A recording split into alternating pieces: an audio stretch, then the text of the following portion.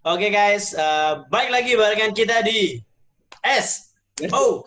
Biasa, Wih, biasa. sedap. Kali ini kita di episode 2. Kalau kemarin kita udah ngobrol bareng sama dokter muda, dan kita kali ini lagi ada di luar angkasa. Yes, karena di bumi Dan lagi virus ya, kan, jadi ini kita keluar angkasa dulu. jadi kita lebih baik kita Ya, menghindar dengan benar-benar social distancing. kita lihat dari atas Jadi hari aja. ini kita bakal Tahu. mengundang salah satu ini ya, pebisnis ya. Pebisnis Ya. muda yang ya gimana situasinya gitu loh. Jadi seperti apa kondisi bisnis selama di rumah aja ini. Yes. Oke. Ya pasti kan kita Right. juga tahu kan Gitu kali ya. Betul. di dunia perkotangan juga di streetwear juga seperti apa. Ya, kita bakalan nanya. Dan kali ini bintang tamu kita adalah Yang kita mau undang. Ada narasumber kita itu adalah owner dari merek Neon. Kalau tahu merek Neon, NIION, itu adalah merek lokal yang global karena dia sempat join di agenda juga. Nah, seperti yang kita tahu dia juga selama WFH ini sempat masih kerja juga karena situasinya nggak mungkin banget kalau dia nggak kerja. Gitu. Makanya ya sambil Itu dijual apa? Lampu ya? Jual lampu ya? Jual lampu. Itu neon. Itu neon. Salah ya? Oh Sorry. iya. Nah, ini dia. Ini dia. Boom. Lokal. Halo, Mas. Lokal. Halo. Belum muncul. Oke. Ini adalah tas yang kalian pengen kemarin itu loh. Yang gue punya Sterling gitu. Edition yang kalian tuh, gue mau dong Jup gitu. Iya. Oh iya. Wah, Halo Mas Adit. ini Mas Adit, perkenalkan kita ada Official, ada Mas Tara, ada Mas Boim juga, Mas Adit. Kita lagi di luar bumi sebentar. Karena kita social distancing nih, jadi kita milih di luar bumi aja. Iya. Ini ada nama. Adit agak ini Ya, passwordnya. agak putus-putus. Ya, sinyalnya. Sinyalnya kenapa ini? Kurang. Maksudnya Kita di luar angkasa soalnya. Yoi. Yang gue tahu sih si Adit senyum mulu sih, kayaknya dia freeze ya. Iya. Adit, ini kita ngobrol bareng nih, lagi ngobrol santai. Kita cuma pengen ngasih tahu nih sama teman-teman SOB. Jadi sebenarnya kan saat ini lagi fase work from home atau di rumah aja atau better di rumah aja atau apapun lah ya. Nah, kemarin kita udah sempat ngobrol di episode 1 sama dokter muda nih, Dit. Jadi kita ngobrol sebenarnya COVID itu seperti apa, lalu penting nggak sih kita panik atau seperti apa. Nah, hari ini kita ngundang praktisinya langsung, memang bersentuhan sama UMKM ataupun bisnisnya gitu. Makanya kita kan tahu Adit di sini ada penggiat juga. Selain penggiat juga edukator juga, kalau kita di Instastory-nya banyak edukasi teman-teman juga tentang bagaimana berbisnis, bagaimana memulai bisnis. Nah, ini gua sama Tara sama Boim hari ini terima kasih udah dikasih kesempatan untuk bisa ngobrol bareng sama Adit. Mungkin pertanyaan pertama dari gua dulu kali ya. Pertanyaan pertama dari gua dulu aja. Dit, sebenarnya dengan situasi WFH ini, kan lu domisili di Bandung nih. Seperti apa kondisi bisnis yang terjadi? Wah, sejauh ini ya.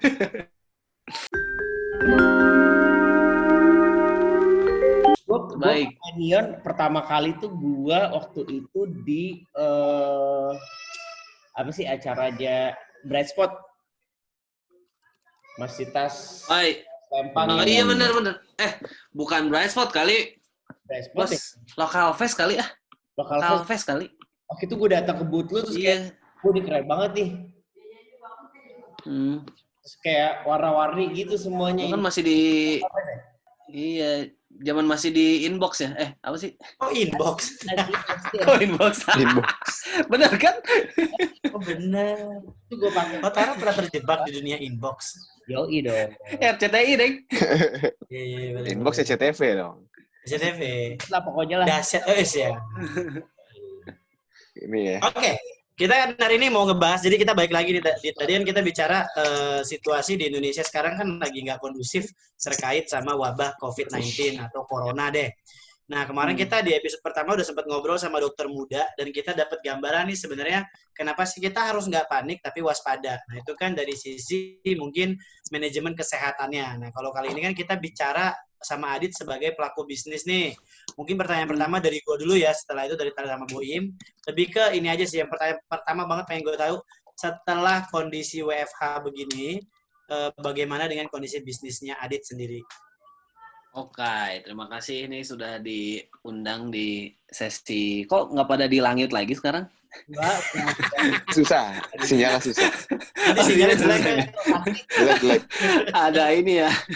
Oke, terima kasih. Jadi bisa dibilang kan kalau gue sih memang bisnis utama kalau si fashionnya kan si Neon sendiri ya. Nah, jadi sebenarnya kalau Neon memang gue tuh sebenarnya ada 6 channel. Salah satunya itu ada online. Online itu kan dari website, WhatsApp, Line, dan lain sebagainya. Terus ada e-commerce. Terus ada toko online. Toko offline. Terus consignment offline.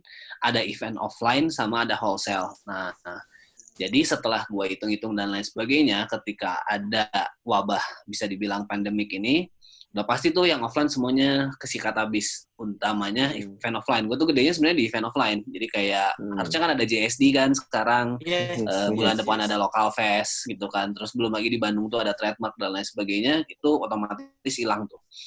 Itu tuh sekitar 25%-an lah. Jadi bisa dibilang udah gone aja. Terus 20%. masuk ke 25 kalau di kita hitungannya. Nah, terus sudah kayak gitu toko offline itu kalau nggak salah nyumbang sekitar 10-13% gitu. Itu sekarang udah zero banget lah. Jadi orang pada takut kan soalnya. Ya. Nah, terus belum tambah lagi, ini gue belum dapet nih kalau consignment offline, tapi kemungkinan kan nggak tahu ya, di mall itu masih ramai apa enggak ya.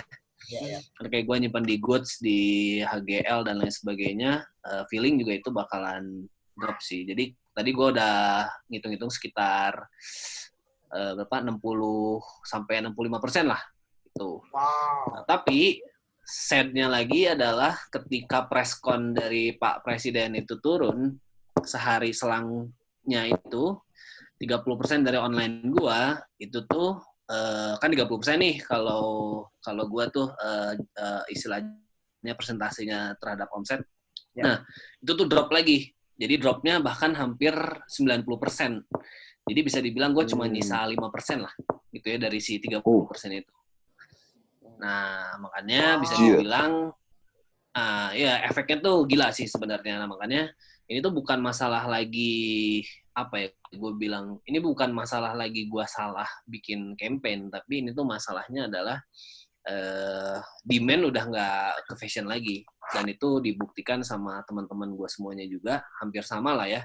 Overall udah 50% ke atas lah kalau drop lah, gitu sih. Tapi sekarang sih gue lagi cari cara lah ya, namanya juga entrepreneur ya, survival lah gitu ya.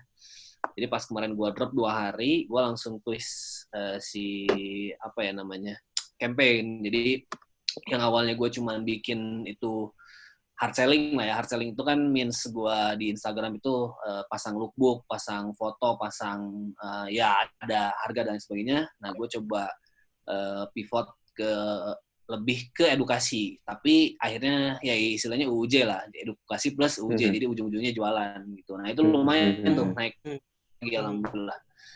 Tapi ya udah mulai ada lagi. Jadi lumayan tuh bounce back-nya. Tapi ya tetap 3 channel gue itu tetap mati gitu. Jadi mau mentok-mentok pun juga gue cuman ya paling 40% lah gitu omset gue dari yang normal ya. Gitu. Kata lainnya yang kita diambil sama lu sendiri juga adalah lu akhirnya tadinya biasanya hard selling di media sosial, sekarang akhirnya membuat tips-tips atau mungkin postingan-postingan yang soft selling lagi yang walaupun ujung-ujungnya jualan gitu sebenarnya ya. Yes, soft selling. Dan kalau yang untuk di offline-nya berarti sama sekali masih belum ada ini ya. Nah, ini secara sedihnya juga kayaknya gue per besok sih bakal ditutup toko. Oh, gitu. Iya, setahu gue mall juga udah ada beberapa yang tutup sih toko-toko. Jadi Plaza Indonesia Jakarta tutup sih udah sampai tanggal 5 April tuh. Gitu kan. Nah, makanya kalau toko sih temen-temen gue udah pada banyak yang, karena gini kan toko itu bisa dibilang dia nggak attach lagi ke kantor kan, tapi banyak yang masih selamat itu karena attach ke kantor, jadi kantornya masih walaupun WFH, tapi kita itu ya istilahnya kalau sekarang tuh ada istilahnya piket lah. Kalau piket itu kan sekalian nunggu logistik kan, pick up dan lain sebagainya, itu kita masih bisa nungguin gitu. Tapi kalau udah yang benar-benar stand alone, tokonya itu gue sih nggak kebayang ya kayak retail-retail gede yang kayak udah korporasi gitu sih. Serem sih gue kebayang ini. Iya bener sih. Itu emang dampaknya sebesar itu ya untuk pandemi ini ya. Ibaratnya sih kayak orang Indonesia tuh kayak panik aja ya. Jadi paniknya tuh bukan lagi panik yang buying ke... Ya sekarang gue tanya deh ke kalian. Lu sekarang mau ngeluarin duit atau mau nyimpen duit? Nyimpen. Ayo. Nyimpen. Ya kan? Sesimpel itu. Iya, asli. Iya kan? Sesimpel itu. Gitu. Iya. Cuman gini, maksud gue kan, oke, kita ngobrolin masalah dari segi omset. Cuman kalau dari segi kan lu juga pasti punya beberapa pekerja-pekerja juga kan. Apalagi kalau untuk produksi apakah semua sudah selesai atau masih tetap jalan terus nih? Nah, ini juga sih agak cukup mengerikan sih. Maksudnya kan kita itu bisa dibilang namanya ekosistem ya. Kan bisnis itu kan hulu ke hilir nih. Nah, mungkin gue di bagian yang udah mentok ke hilirnya lah ya. Jadi gue nggak, kalau misalkan gue maruk, mungkin gue sampai jualan material dan bahan-bahannya gitu ya. Tapi gue nggak. Nah, jadi ketika gue, ibaratnya gini sekarang, ketika gue sales gue mentok, gitu kan, dan gue udah tahu, ini itu istilahnya gue kemarin dapat dari teman gue juga si Adi. Kita tuh harus bikin yang namanya stress test. Nah, stress test itu tuh ibaratnya tuh kayak kalau gue nyebutnya adalah parasut cadangannya lu mau seperti apa. Nanti setelah parasut cadangan udah keluar semua, lu tinggal ngeklik emergency button. Nah, itu gue udah dibikin tuh planningnya sampai ke sana. Nah, kalau ngomongin sekarang adalah tadi ya produksi apa enggak. Jadi gue tuh sekarang kayak kemarin sih akhirnya gue nemu jawabannya. Ketika gini, kan gue udah bikin tuh namanya stress test ya. Nah, stress test gue itu minimal nih, ketika gue omset 0 banget gitu ya, gue tuh bisa survive sampai kapan. Terus kalau misalkan omset gue cuma 40%, gue bisa survive sampai kapan. Nah, setelah dihitung-hitung, kalau zero banget itu gue cuma bisa sampai 3 bulan lah. Ya, tapi kalau misalkan ada omset minimal kalau istilahnya ya ada omset 40% itu gue bisa survive lah sampai 6 bulan lah. Gitu. Nah, makanya jadi balik lagi nih, ketika gue udah bikin si tes itu, akhirnya keluarlah bisa dibilang strateginya apa kan. Nah, sekarang strateginya itu adalah either gue nyimpen duit gue sama dengan kehidupan pribadi gue, atau gue golangin dulu ke produksi. Nah, tapi gamblingnya ketika gue golangin produksi, gue nggak punya OPEX kan nanti. Gue nggak bisa ngegaji orang dan lain sebagainya. Nah, makanya tadi ada satu kata yang yoi sih menurut gue. Jadi si Adi juga tadi ngomong, lu daripada produksi dan daripada lu nyimpen duit, jangan lakuin itu dua-duanya, tapi lu nimbun bahan. Gitu. Nah, kenapa tuh? Nimbun bahan itu intinya gini. Jadi nanti mungkin ini juga bisa jadi panduan teman-teman ya. Jadi kita sekarang semuanya bisnisnya pre-order aja gitu. Nah, jadi pre-order itu bisa menyelamatkan at least uang masuk duluan, tapi bahan udah kita selamatin, kita tinggal produksi. Gitu. Jadi itu paling aman sih kayaknya si menu. Ya kalau gue ya, kalau ngomongin nanti masuk ke cash flow ya, itu kayaknya sangat-sangat aman. Jadi gue nggak nurunin PO sekarang, which means PO kan sangat gede juga ya, bisa ya tadi lah kalau misalnya gue nurunin PO, paling gue bisa hidup jadi 2 bulan kali, karena PO itu kan hampir, kalau gue sih PO perbandingan PO sekali PO itu sama kali 1 kali OPEX. Jadi bisa dibilang budgetnya akan keserap ke sana lah semuanya. Gitu Pak. Jadi ya, ribet lah Pak, pusing-pusing lah. Serem sekali ya. Cuman ini kalau ngomongin belum ada prediksi juga gitu ya, kayak kapan ini bakal berakhir juga gitu kan. Ya, nah tapi ini sih gue ngasih tahu ke teman-teman juga kali ya yang apakah optimis ngedengerin kalian para teman-teman pebisnis? Jadi kalau gue sih dari dulu prinsipnya kayak gini. Jadi ketika lu tuh setiap bisnis apapun itu, lu harus bisa bikin lu harus punya 3 kali lu istilahnya devisa negara lu, devisa perusahaan lu itu harus 3 kali ngebayarin OPEX. Nah itu makanya tadi gue bilang, ketika gue zero, zero banget sekarang pemasukan, minimal lo 3 bulan bisa survive gitu dari asin perusahaan. Nah, makanya gue sekarang lagi bikin bener-bener, ya akhirnya ini mungkin pertanyaan selanjutnya ya, ini siapa yang akan lo selamatin kan? Perusahaan lo, produksian lo, atau manusia lo gitu kan? Jadi gitu kan. Nah, makanya kalau sekarang gue udah mulai berpikirnya itu lebih ke gue udah kayak dalam tanda kutip ya, gue mempersiapkan pasukan jihad ya. Jihad itu apa ya? Jadi gue udah kayak asli, gue udah kayak martir nih, udah kayak militan. Jadi gue udah bikin, ya intinya gini, kalau gue dapat apa kata ya, kalau kata itu istilahnya tim lu itu harus lu build itu, kata Agit itu, satu adalah loyalty dan kedua adalah dedikasi. Nah, ketika lu udah bisa masuk sampai dedikasi gitu kan, nah itu tuh lu mau istilahnya tim lu itu pasti akan ngikut lu gitu. Nah, makanya tadi gue tuh udah dari kemarin, dari tadi padahal hari ini gue udah ngasih tahu, udah wanti-wanti, ini kita bakalan siap ngeluarin si emergency button-nya. Lu siap mau perang sama gue nggak, dalam tanda kutip, gue aja nggak akan bakalan digaji sampai entah. Ya intinya gini, gue dulu bikin bisnis ini cuma berempat gitu kan. Sekarang misalkan director gue tuh cuma bertiga. Ketika ini nanti jadi bertiga lagi, gue sih siap. Bayang nggak? Dan ketika lagi gue harus ngeriset lagi zaman-zaman gue nggak digaji dan lain sebagainya, gue sih siap gitu. Karena ya ini mah udah nyawa gue gitu, si Neon ini. Gitu. Jadi udah kayak, lo mau siap perang sama ini, ayo gitu. Oke. Balik lagi ya, pertanyaannya gini, Dit. Tadi kan kalau dengar ceritanya sebenarnya kan memang sangat mengkhawatirkan. Maksudnya ini dari pola mindset naik Neon, dan ini terjadi berlaku pada banyak bisnis yang lagi ada sekarang gitu kan. Nah, pertanyaan gue adalah gini, Dit. Sebenarnya kan kalau kita ngomongin situasi kayak gini kan tidak menguntungkan semua pihak nih. Ya. Semua pihak dirugikan. Kenapa? Ketika Adit nggak berproduksi pun, si yang punya bahan juga stres dong, nggak ada yang beli. Ketika yang beli, yang punya bahan pun nggak ada yang beli bahannya, itu kan lari lagi ke mata rantai yang lain kan. Si produsen benangnya lah, produsen bahannya itu kan sangat nggak reliable lah gitu, kasarnya gitu ya. Nah, pertanyaan gue kan saat ini, tadi kan lu udah jawab nih, ada beberapa contingency plan yang lu siapin, kayak gue harus punya stress test, gue harus punya emergency button, gue harus bisa tahan dengan OPEC dan lain-lain. Nah, pertanyaannya persis kayak yang lu bilang tadi, sampai di akhir nanti kan lu akan kembali ke titik-titik di mana ya udah gue keluar modal dulu nih, kayak gitu kan.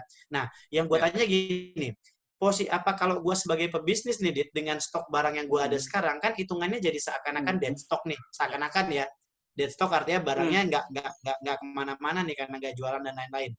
Nah, dengan kondisi dead stock kayak gini, kalau dari kacamatanya dirimu sebagai pebisnis, kalau kita keluarin diskon atau mungkin kayak menjual harga HPP gitu, itu tuh possible nggak sih sebenarnya dalam kondisi seperti ini, Dit?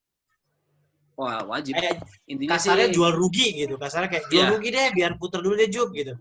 Yes. Intinya kan sebenarnya bisa dibilang kalau ngomongin, ya mungkin Bapak Ekonomi Jupaka kayaknya ngerti lah ya, tentang ya balance sheet lah ya. Nah, itu kan kalau di balance sheet sendiri kan ada aset kan namanya. Nah, di aset itu kan sebenarnya tuh barang itu kan sebenarnya dimasukin ke aset kan. Nah, jadi menurut gua, anjir, udah mulai WhatsApp lagi. Bikin gafo. Emang kayak gini ya. Nah, jadi intinya adalah kalau gua sekarang prinsipnya itu ya namanya prinsip bisnis ya. Gimana caranya lu secepat-cepatnya mendapatkan cash, which is lu mau pakai apapun itu, dengan cara diskon apapun itu, lu juga sebanyak-banyaknya narik piutang lu kalau udah situasi kondisi kayak segini. Nah, dan sebisa mungkin lu menghold hutang-hutang lu. Nah, itu tuh bisnismen tuh. Hutang-hutang tuh apa aja?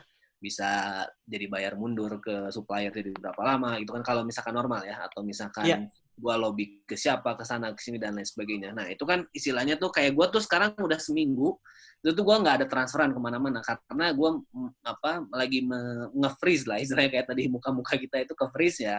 Gua lagi berusaha nge-lockdown lah istilahnya, istilahnya perputaran gua tuh masih tetap aman, gitu kan, dan sebesar-besarnya si barang itu keluar. Nah, kalau dari gue itu, ini juga bisa jadi inspirasi buat teman-teman juga. Intinya tuh kalau kemarin gue udah ngetes sama 1 minggu, yang cukup antiknya adalah ketika gue tahun 2019 itu online-nya lebih besar, tapi gue kemarin feeling-nya adalah kita coba semua pindahin barang ke e-commerce. Nah, benar yang terjadi itu adalah sekarang e-commerce itu nomor 1. Ya. Nah, kalau misalkan teman-teman sekarang suka buka-buka, tadi gue iseng sih sebenarnya buka-buka si World Meter-nya Corona ya. Itu banner lihat deh, itu beli anjir.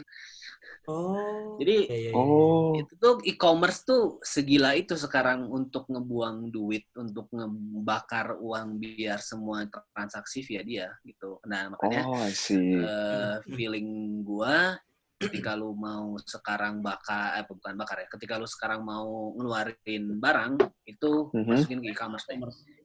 Dan e-commerce-nya lu pakai yang ada tuh kan sekarang mau dimanapun e-commerce pakai yang iklan.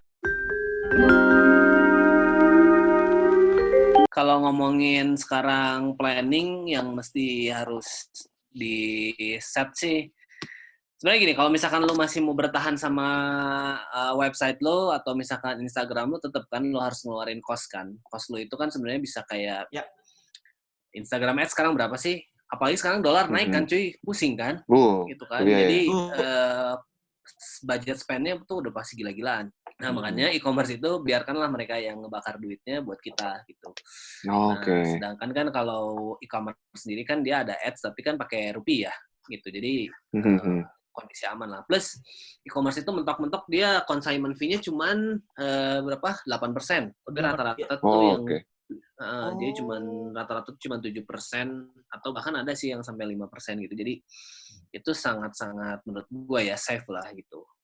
Bantu banget ya. Iya, banget. Buat Mas Adit nih ada tips and trick nggak sih buat para entrepreneur yang lagi survive sekarang juga, yang mungkin juga kita kan belum tahu nih sampai kapan nih pandemi nih. Gimana sih mungkin ada sedikit mungkin masukan juga. Oke, ini bukan gue ngasih masukan as in theoretical atau di lapangan ya, tapi gue tuh dari kemarin mengamati orang, gue suka banget sih mengamati orang, jadi kayak gue kan senang kayak nanya-nanya dan lain sebagainya. Jadi kemarin tuh pas lagi benar-benar drop itu gue coba nanya ke siapa, bener tuh, lo kemarin siapa yang ada, yuk kita nangis barengan aja lah anjing gitu. Secukupnya ya. Asli ya. Nah, jadi gue sekarang lagi bikin ini juga sih, seru-seruan aja. Gue tuh kan sekarang lagi memang ada si kartel lokal kan. Jadi gue memang bikin sebuah kolektif movement. Nah, terus gue sekarang jadi kayak bikin, ya udah ini kayak memang udah lo mengharuskan semuanya online. Gue bikin warung kopi setiap sore buat ngobrolin gak jelas aja. Jadi kayak udah sekarang tuh kan udah kayak identiknya, lalu juga pasti sama kan. Mau pakai Zoom kayak, mau pakai Google Meet kayak dan lain sebagainya, cuma kayak ini nih room gue lagi ada di sini nih, join dong. Nah, kayak Camfrog ya, Camfrog anjing. Jadi kalau misalkan lo ada yang mau sharing barengan, mau ya istilahnya gini, kayak apa sih semboyannya Liverpool lah ya, you are not alone ya. Oh iya. Sorry. Gelarnya ditunda. Sorry. You'll never walk alone. Kita never walk alone kan. Kalau kita ya simbol aja lah, we are not alone lah. Jadi you're not online alone lah ya. Yoi. Jadi daripada gue terus sama ini juga sih, tadi gue dapet dari Mas Adip Yoi juga sih. Lu daripada setelah lu ngomongin social distancing, lu harus ngomongin juga social media distancing gitu. Jadi kenapa ya? Kenapa tuh menarik? Menarik. Jadi tadi gue lupa ya ada risetnya apa, tapi lu tuh bisa sakit, bisa ya sekarang sesimpel lu sakit mah lu bisa jadi tifus karena apa? Karena stres kan sebenarnya. Nah, jadi ketika pikiran lu dihantui sama sesuatu yang menurut lu belum kejadian juga sebenarnya kan, dan itu akhirnya jadi anjir gue takut ini takut itu dan lain sebagainya. Kalau gue sih dari kemarin udah pas lagi pertama kali istilahnya udah isunya udah gila banget, gue sih udah kayak maksudnya dalam tanda kutip ya bodo amat sih apa yang lagi ada di sosmed gitu. Mendingan gue kerja, mendingan gue bikin sesuatu apapun itu, atau misalkan ya lu ngebantuin apa kek dan lain sebagainya gitu. Jadi lu memaksimalkan efektivitas kerja lu sambil lu jaga diri lu aja gitu sih. Benar. Gue setuju sih. Soalnya kayak ada kalau kita lihat sosial ada kali ya. Kalau misalnya kita ini dikit, kalau misalnya kita lihat sosial media tuh berita terus kan kayak yang mati berapa lah, yang itulah berapa lah, setuju kayak gini lah, kayak makin serem. Negativity, man. Yes, too much negativity. Sosial media ya gitu. Karena sumpah itu menarik juga social media distancing. Termasuk orang yang lumayan kepikiran sih. Kemarin tuh gue bilang sama juga gue bilang gini, men. Gue bilang gimana caranya gue ketemu sama orang banyak kan? Orang banyak kan kita dia habis dari mana kan? Itu dia sih. Iya, benar. Nah, ya tadi lah precaution-nya kita udah ngejaga higienitas kita sendiri, terus supply vitamin dan lain sebagainya. Tidur cukup sih menurut gue itu. Kan yang paling penting tuh kalau misalkan lu drop itu karena lu kecapean kan sebenarnya. Iya. Itu kan. Kalau sekarang gue tidur bukan cukup lagi, kecukupan. Kelebihan. Biasa tidur. Surplus ya. Bener-bener gak ada yang larang kan orang. Aduh. Gitu makanya. Ya, kalau lewat sehat ini gue nih kalau jam 9. Nah, sama ini sih paling terakhir kayak boleh. Kan kalau kondisi kayak gini pasti semua orang bukan cuma pengusaha aja, masyarakat pun butuh namanya dana darurat kan. Kalau menurut lo sendiri yang ideal itu dana darurat itu untuk berapa bulan ke depan? 3 bulan? 6 bulan? Nah ini juga lumayan nih dapat. Ya gue sih kan karena banyak referensi, jadi gue berpikirannya tadi ya lebih ke gimana caranya gue solve problem. Nah, jadi kalau ngomongin dana darurat sebenarnya menurut gue itu nggak akan pernah habis, coy. Maksudnya kayak lu istilahnya lu mimpi, lu mau beli apa, terus ngumpulin duit sampai sebanyak apapun itu nggak akan pernah habis kan.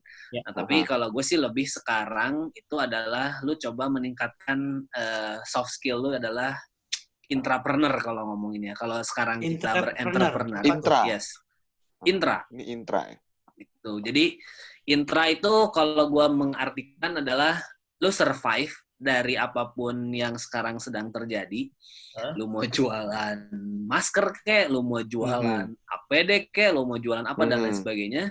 Atau misalkan gue sampai anjir gue ke kampung aja gitu, gue jualan sapi gitu kan. Itu kan proses survival lu as in pribadi gitu. Nah, jadi kalau gue sih bilang ya ketika itu ya sebaik apapun ya syukur-syukur ya lu bisa sampai setahun gitu kan nabung sebenarnya.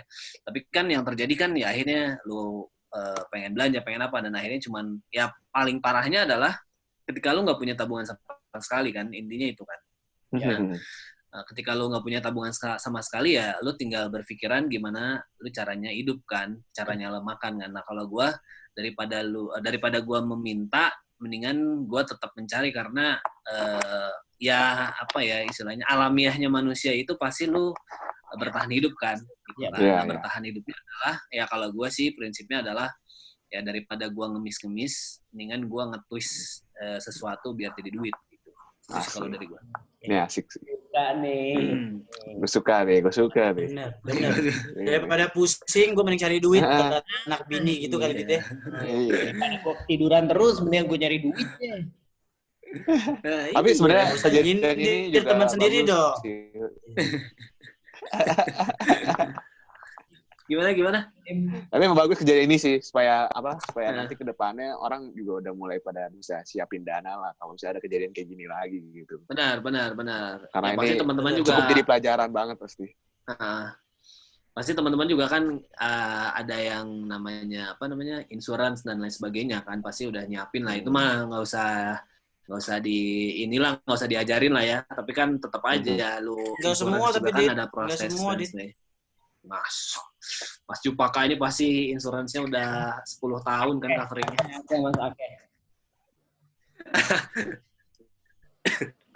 Enggak, tapi kayak semua benar-benar. Tapi penting sih. Tapi dari momen kayak begini juga sebenarnya gue jadi tahu mana yang temen gitu ya.